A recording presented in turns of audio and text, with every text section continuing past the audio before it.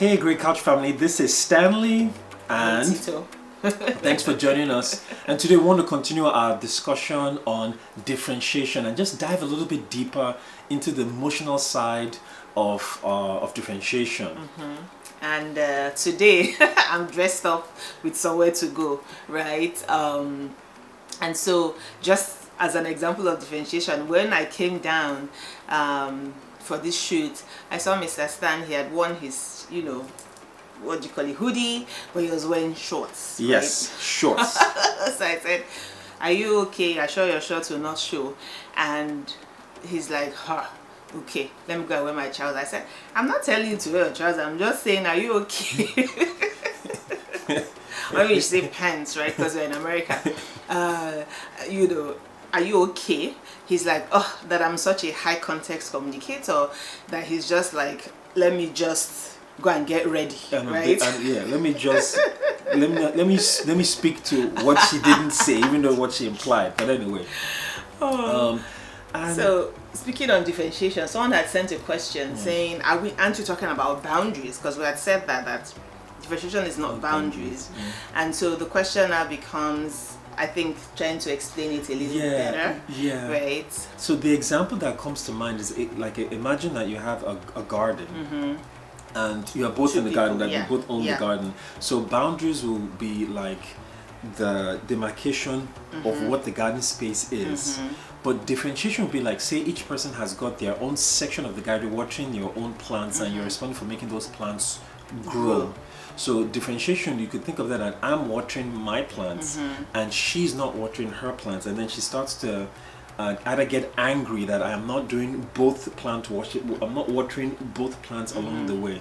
The hope of differentiation is that as they see my plants grow, as she sees my plants grow, it will, encourage, stimulate, hopefully create something in that whereby she wants to water her own plants also. And so the fruits that come at the end of this, both people can share within that garden. Yeah, but full differentiation is that each person is watering theirs, right? We're talking about a situation where one person is more differentiated than the other. But if both people were on the side doing what they were supposed to do, the garden is going to be well watered, right? Like a well watered garden. The fruits will grow and everybody would enjoy both of it, right? What you're trying to explain is where one person is more differentiated than the other, and the undifferentiated person feels, why are you only doing your side, right? I thought this garden was for both of us, right? And so what happens is sometimes we are thought, oh, our job is to basically, water both sides of the garden, which is all well and good if both parties were doing the same thing, right? If everybody thought, okay, I'm coming to this with 100%, the garden is always going to be well watered, right? However, sometimes that's not the way it works, and so it's like, at least you take care of your side at the very minimum so that the garden does not go into disrepair, right? In that sense. What about when someone said that, okay, how is differentiation also different from I want my own space, I want my own, just leave me alone, let me do me?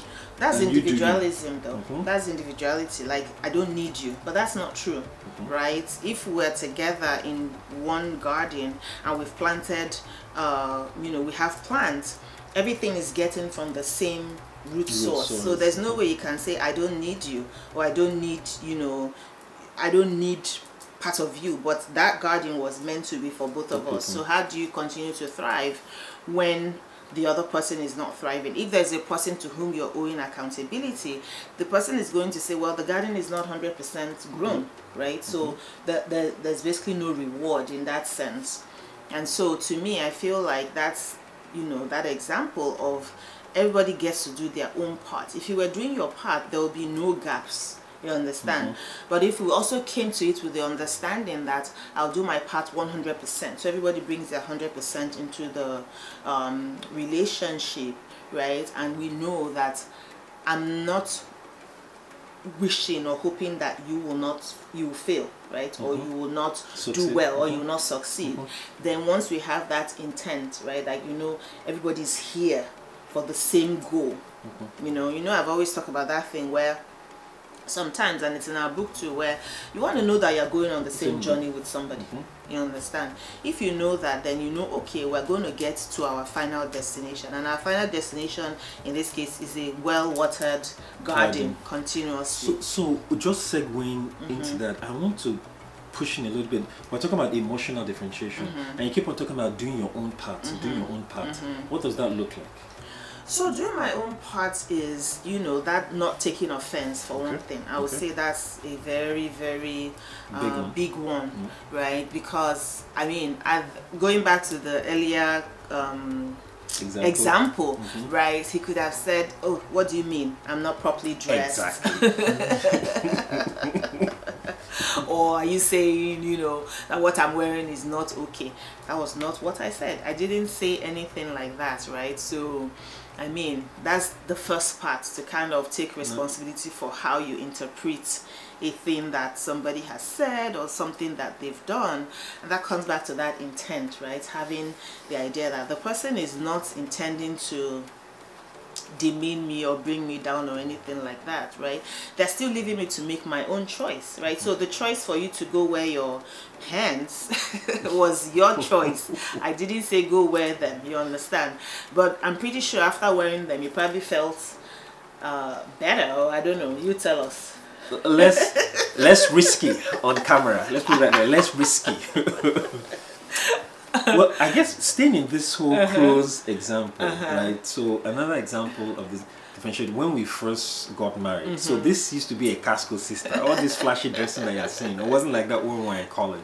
So when we first got married, and some people started dressing a little with more curves showing, I would always say, is this okay? Oh, are you, a little worried, or should I say personally embarrassed or something like that. I don't want seeing my goods, What goods? But that was the early stage, and if that's another cause for are you saying I'm not old enough to dress up myself and things like that? So that was an area of emotional and not for taking you, offense. Not taking offense for you, not for me, because I'm the one wearing the dress, and I've always believed, right, in this sense, whether conservative or not conservative, that everybody knows what they're wearing, right? There's nobody, unless you can't see, you are kind of handicapped in that sense, or unless you don't have any mirror in your house at all. I feel like you step out, you kind of have an idea of how you look. Not talking about you dress in the dark and then you wear inside out, right? No. But you kind of generally have an idea about how you look. So telling another person to go change what they're wearing because it doesn't suit your own standards of respectability, right? It was interesting because at that time I had started to learn that man was made for the Sabbath, right? There's this saying that man was made for the Sabbath and not the Sabbath for man. So it was a question of, why are you saying don't wear this? Like, what is the reasoning behind it? And you find that sometimes, because we're so dogmatic about certain things, we don't even know the reason why we're saying we don't want things a certain way, right? So my job at the time was to make him think a little deeper about why he was saying those things, and it didn't work for some time. It was a challenge. But you see, what I didn't now do was to say, stop wearing the things that I, went to the store and picked and liked and wanted to wear, right? So we had to walk through that season. And so that's what makes this so interesting, because somebody would say, well, you are, not hurting your husband, you're disrespecting him and all that, but I fundamentally disagree, right, on that premise, simply because of this idea of we are adults, right? We're adults who have, a mind of our own and all that kind of thing. Like I said, I will not go out naked, right, unless something went wrong. Okay. Even though people's definition or idea of naked is different, right? And so from that perspective, it's like, I hear you, that's the thing of, I hear you, you understand? However, I went to the store, I saw this outfit, I liked it, and I bought it, you understand? So, I'm going to wear it. So just going back again to this of what we're trying to at least what we've learned and trying to pass across the differentiation, the ability to hold on to yourself, your sense of self, without the fear that another person's actions or reactions will engulf your personality and make you disappear. You know, I think that fear, at least from the man's perspective, it's word issues. If she does this, my sense of respect or my ego will be tarnished or diminished, or she's going to make me look bad, or things like that. So that part of working on that, what exactly is that fear? Why am I so afraid? And address that issue on your own before you take it out on the other person. You know, it's basically where many forms and shapes. You know that they can wear up in. And sometimes it can also come from external parties, right? Sure. I've had people who say to me, "How do you let Stan? How do you let him go around with the white bushy beard, even though he doesn't have that now?" How do you let him go around with it? I'm like, he's his own person. Like, oh my God, I will never let my husband do that. And I mean, again, I say he's his own person. If he wants to, walk around like that, it's all well and good, because I know it's not impinging on my sense of self, which is that idea that we're still talking about. Now, would I like it if he was always clean shaven? Perhaps, right? But it's not going to be a thing on which I hang my hat, right? Sometimes you're going to get the mane, and sometimes you're going to get the goatee. It's just me. But what about people that will say that this approach to marriage is wrong? That your spouse's behavior impinge on your own behavior because the two have become one? Yeah. I mean, again, to each their own, right? We are just saying what we have learned, because I think that it frees you up. I mean, this one thing, it frees you to say, it's not necessarily each man for himself. But again, I always come back to him and I say, in heaven, there's no marriage. When I get to heaven, nobody's going to call me Mrs. Okwa. My name is going to be Otito. Or your unique name that God has given you. Okay. Or the unique name that God has given me, right? So again, I mean, that's why I feel like we have to, there's a bigger responsibility for you to make it work for you, right? Within your own space. Your garden while you're here on this earth, right? So yeah, that's what I'm going to say to that. The other parts of differentiation, right, again, had to do with, let me tell you, I was such a people pleaser. That may seem very strange to people who know me, right? Who'll be like, what? But I just always had this thing of, wanting to do what appeared to be right by people, right? And if you used to be that way and you're not now, you realize what a freeing thing that it is, right? In that sense, at least for you, you just know, okay, I'm no longer bound by the opinions of others, of men, right? And so in this case, this is going to be a tough one, right? In this case, it was with Stan's family, right, in this sense. So I think we've talked about this before, where every family has its own dynamics, right? And so in their family, there's in his family, right, there's what I consider he doesn't. So I guess he doesn't see it that way. What I consider like a sense of enmeshment, like everybody is in everybody's thing, right? That kind of thing. And I mean, it works for them, or it's worked for them so far. And when I first got into the family, I used to be like, oh, I want everyone to like me, I will like bend over backward and do things, just to be liked, right? To be frank and say that's what it was. And then I don't remember when the enlightenment occurred. I'll call it enlightenment occurred. But I just was like, Otito, you can't continue to live like this, right? You can't continue to, just like essentially, and that's what, this is hard to say because that's the differentiation, right? I recognize that was the work that I had done, because I was the one who was always saying, do this, do this, do this. You understand? As in, almost like the prop, right, behind the back. Have you sent this to this? Have you done this? Have you mailed this? Have you this? Have you that? Have you that? You understand? And yes, you know, the two have become one. It's kind of like my family, but then it's his family. Like, it's his responsibility to remember his person's birthday, or that person's birthday and that person's birthday, or to send money to whoever they needed to send, you know. But then it became like, I took over, right, in that sense. And so when I stopped doing but the funny thing about that kind of thing is, you know, it only reflects on the person that is a part of that family. It doesn't reflect on you at all, because nobody sees the work that you're doing from the back end. And so when I decided to become more differentiated, guess who got blamed, right? Not I. Not I. That it's because of this person that you're no longer doing this thing, right?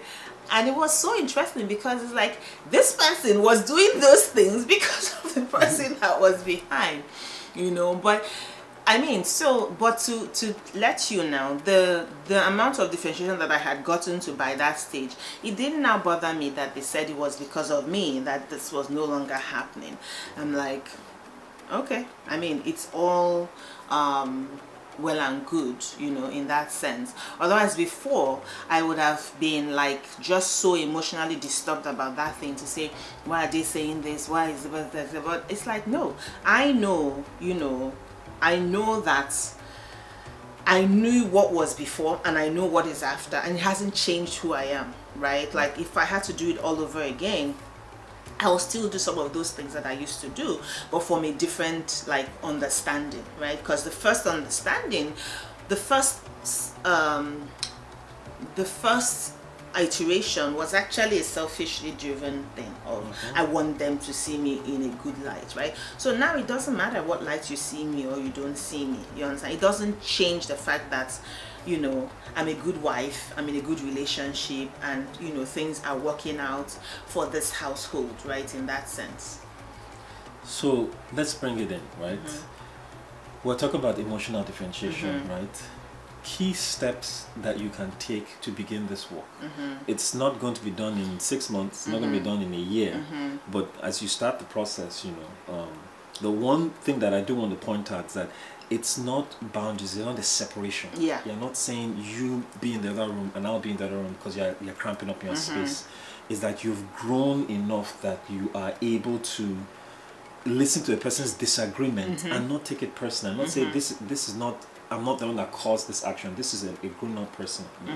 What does that look like? As in, a couple of steps that you can take to begin. So how, essentially, for you personally, how did you start to make the switch? Okay, so it's basically talking to yourself in your mind, right? Like, so if you have been in a situation, you can anticipate reactions, right? So it's an if-then thing. If I do this, right, as a form of my newly differentiated self, and the person responds this way, this is going to be my own response. Like, it's almost like you have practiced in your mind, so that you are not kind of, you know, taken aback, right? I mean, again, going back to this thing of that last summer, there was an incident, right, with a member of, you know, your family, where the person took an action. But because I had known in my mind that this could go both ways, right, and I kind of knew, okay, this is what I will do if you went this way and this way, and that's exactly what happened. And I remember asking the person, are you sure this is what you want to do? And they said yes, and I said okay, right, and that was it. But then they turned around later and they said they were not expecting me to say okay. They were expecting me to say, oh please, you know, they were expecting some other reaction from me. But that was the differentiated me that they were seeing. Like, you have decided as an adult that you want to go this way, and I'm saying that's fine. I'm going to deal with my own reaction to it by myself, right? I don't need to, you know, I don't need to this to become a situation right here, right now. Right? Does your faith come into play? Yes, very much so, because again, it's almost like I know who I am, right, in Christ. We're just going to put a pin in it for this week, and we'll continue exploring this emotional differentiation next week. In the context of extended family. Yeah, and it gets quite juicy in my estimation, of course. Okay. But don't forget to like, share, and subscribe, because sharing is caring. And from us to you, we'll see you next week. Bye for now. Bye.